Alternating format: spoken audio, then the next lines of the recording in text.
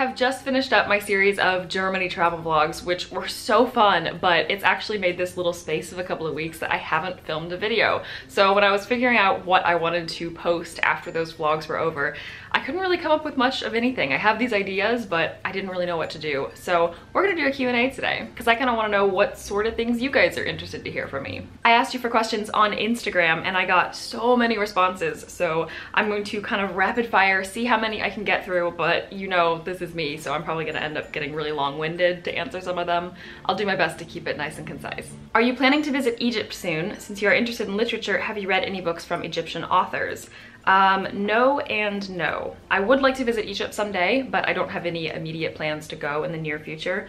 I also don't think I've read any Egyptian authors before. I can't think of any. So if you have any recommendations, definitely do leave them in the comments below. A movie you love that everyone hates and a movie you hate that everyone loves. This is a fantastic question. I have been trying to think of movies that I could pick, like just one movie each, but to be honest, it's actually a little bit more challenging than I was expecting. It's tough because I feel like a lot of movies that have been super hated recently have also been super loved. It just depends on sort of which side you fall on. Like Twilight, for example, which I hate, but a lot of people also really loved. I think I'm gonna go for kind of an obvious one for the movie I love that everyone hates and say Phantom Menace. I don't know that I necessarily love this movie, but I just enjoy it. I get why people complain about it. I totally see all of the flaws that people point out with it, and like, don't even get me started about Jar Jar. Terrible. But when I first saw the movie, I was really young, and that's when I sort of really started getting into Star Wars, so I'm still kind of nostalgically tied to that movie. I still enjoy it. For the second part of that question, there aren't very many movies that I think I really would say I hate, but one that I didn't like actually was Deadpool. I know it seemed like everybody loved that movie, but to be honest, I just didn't enjoy it. I didn't think it was that funny. I didn't think it was as clever as what everyone was saying it was. It was sort of original, but just not that enjoyable for me. Have you ever found yourself in a funny or embarrassing situation because of the language barrier? Definitely.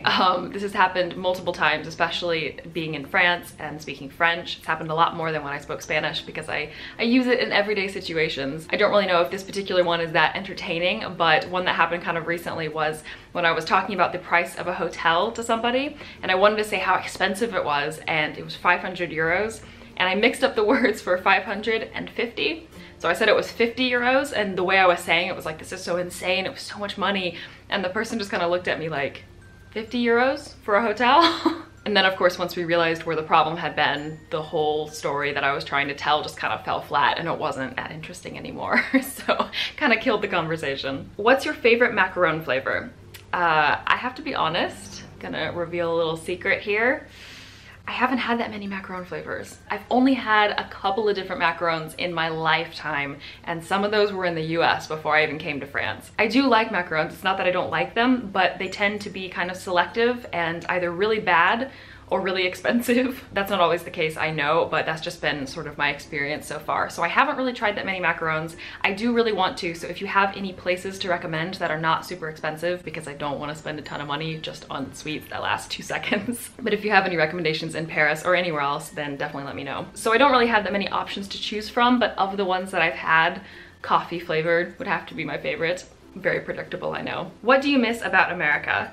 There are several things that I miss, mostly family and things like that, because I am very tied to my family and a few close friends, but in terms of things, I mostly can live without everything, but there are actually some specific things that I do miss as well. So I made an entire video about this if you want to click and watch the whole thing, just listing out a few of those. There are more, I could do more videos about it, but that'll at least give you an idea of some of the things I miss the most. What is the funniest story about Hamlet? Let's see, there are so many weird and funny things that he's done. I know every pet owner is probably gonna say this, but he is so entertaining and he does some really weird, like off-the-wall things. Not only does he play fetch, like I've talked about, and he likes to be put on a harness and go walking around. He's very shy, so it's difficult to like, I can't really take him on the streets of Paris or anything like that because he's very nervous around too many people. But he loves being in the harness and he loves getting outside in quieter areas. In terms of funny stories, the one thing I can think of that he did that was just, I still just die laughing every time I watch the video, was when he was a bit smaller. You'll notice in the video he's like half the size. Right after I had cleaned the glass plank that we have over our coffee table, it was still just a bit damp, and he jumped on top of it and just started like, I don't know what he was doing, like me on ice skates.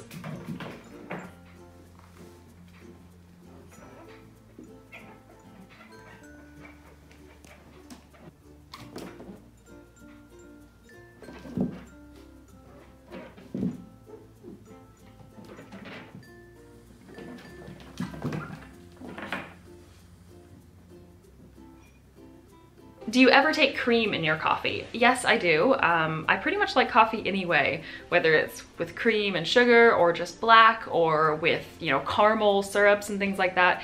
I am not that picky. I just love coffee. What was your favorite place in Bristol? It has been so long since somebody has asked me a question about Bristol, so thank you. This is actually really refreshing and out of the blue. I have not been back to Bristol since I lived there, so I'm trying to think, where did I like to hang out the most? I think it would have to be the Wills Memorial Building, which was the law library of the University of Bristol. So it wasn't technically the library that I needed for my literature books, but I lived quite close to it, so it was actually more convenient to me than the arts library. So I would normally get my books, rent them from the arts library, and then take them to the Wills Memorial. You can visit the Wills Memorial if you're not a Bristol student, so just keep that in mind if you happen to be going to Bristol at any point. But it's a really pretty building, but mostly the library is just incredible. It's not something you would like fly across the world to see. I know it's not that impressive in comparison with the actual like top 10 or 20 libraries in the world, but it is really pretty, and it was the first library that was really actually an old and historical library that I actually got to work in. And all around the top of the ceiling it had names of authors, like really famous British authors. It was just a really special place for me, and I used to meet my really good friends there, and we would study there, or we would just meet up right outside the building to go do something else, go to a pub or to an event or something. So it was a really special place, and now I want to go back to Bristol.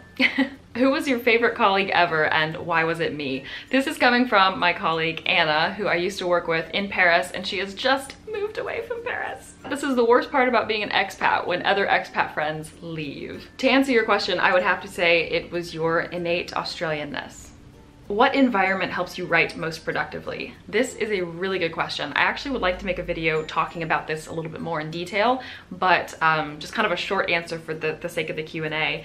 I think probably one where I don't have distractions, and if I'm around people, they need to be like strangers at a cafe. I don't really write well when I'm in the same room as a friend or my husband or family or anything like that. I think I do much better when I'm sort of in my own world. That doesn't mean that people can't be in the room, because I do write quite well at cafes and in other areas, but I think I just need to have that separation to where they can't be a person that I can easily just stop and start talking to, otherwise I don't get stuff done. Strangely enough, that is not the case for other types of work, like my full-time day job or when I'm editing a video and things like that. I'm perfectly happy to do those in the same room as somebody else, like a friend or a family member. That might have something to do with the full immersion that it kind of requires for me to be able to write. It's actually similar to reading. I think I do better reading when I'm completely by myself than when I'm sitting next to somebody I know. How do you best empathize with other people, either to write from a character's point of view or in life in general?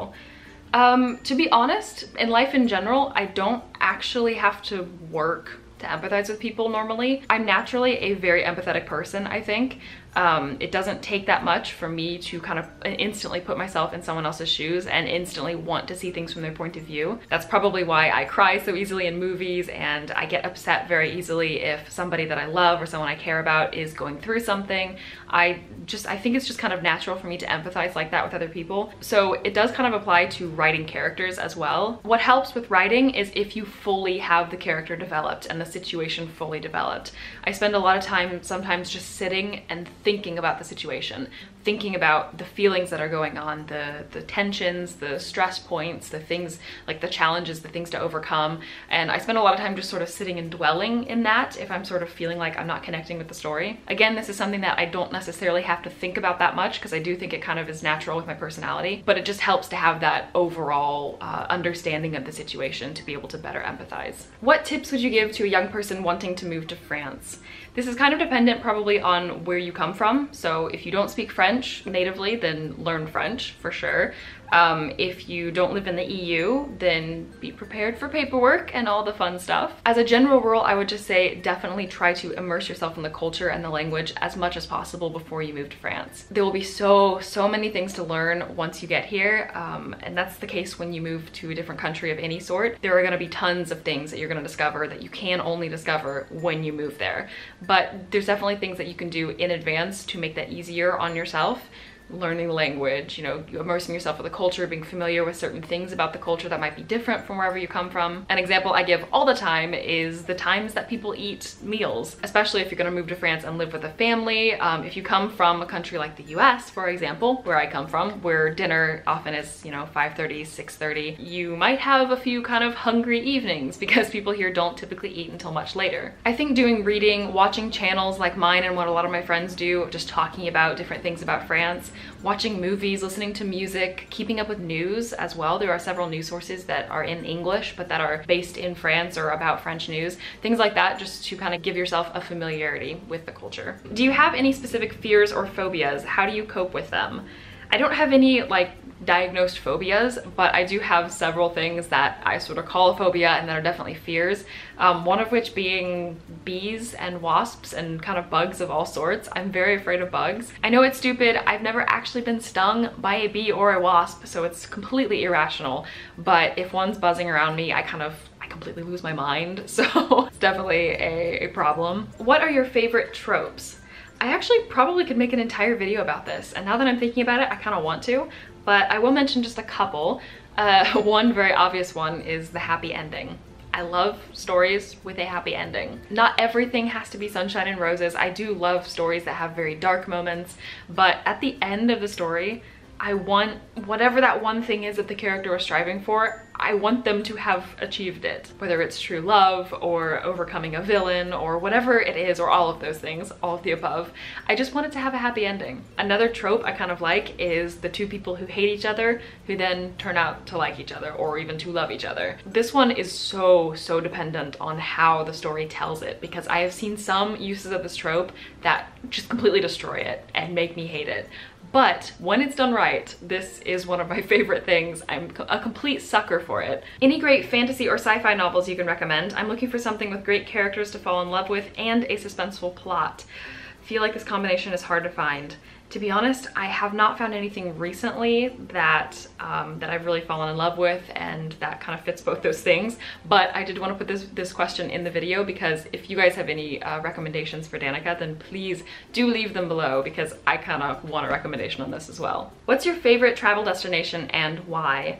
I don't have a favorite travel destination. I can't pick one place that is my favorite to visit. I do think that I tend to be a historical city type of person. So if it's an older city with older impressive, you know, buildings or historical landmarks, that tends to be the type of place that I'm drawn to the most. That being said, I also love very modern cities and sort of landscape and nature types of destinations. I kind of like a little bit of everything. So basically, I did not answer that question at all. And on that note, I'm going to stop with the Q&A because I've answered so many questions and I have so much footage to go through now. So I hope I can cut this down to something that is a manageable amount of time for you guys to watch before you get bored. There were tons of other really good questions, so I might answer some of those on Instagram as well because Instagram has a new question and answer feature, and I've been experimenting a little bit with that in my stories and I really do like it. So let me know if you want to ask some questions there. I will open that up for a Q&A in my Instagram stories. I'm gonna bounce one of these questions back to you now. What is one movie that you love that everyone else hates, and one movie that you hate that everyone else loves? Thank you for watching, and I will see you soon in another video.